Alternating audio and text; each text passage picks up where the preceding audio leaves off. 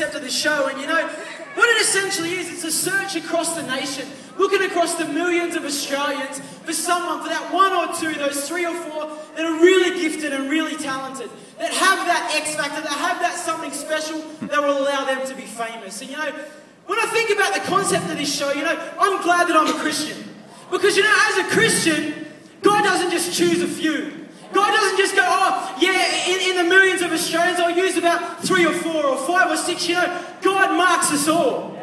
God marks us all. It gets me thinking, you know, if you are in a relationship with Jesus Christ, if you are reading the Word, if you are praying, if you're in church, if you're in community, you know, I don't know about you, but in my relationship with God, man, God gives me purpose. God gives me strength. God gives me vision. God gives me stability. God gives me all these things. You know, God gives us the X factor. You know, it's not one in a crowd, one in a million, but you know, we should stand out in our day-to-day lives. We should stand out in our workplace, in our schools, in our university, you know, because we have the X factor inside of us.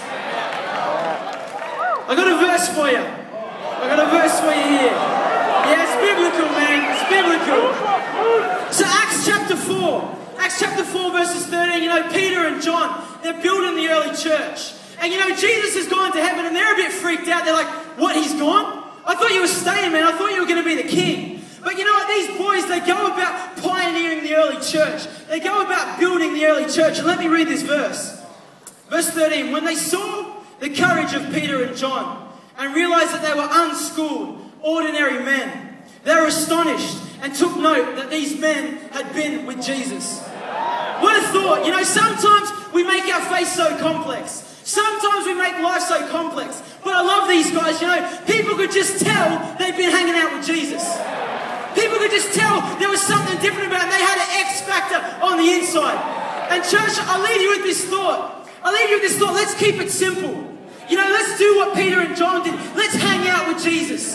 Let's get into the Word. Let's soak up His presence. Let's be worshiping. Let's be praying. Let's be a church.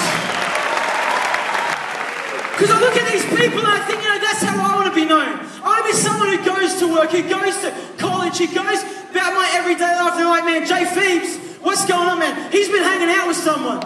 He's been hanging out with someone. He's been hanging out with Jesus. So I've got 16 seconds left. I'm going to start by doing a curtsy and telling you, church, you're awesome. That's me. That's me.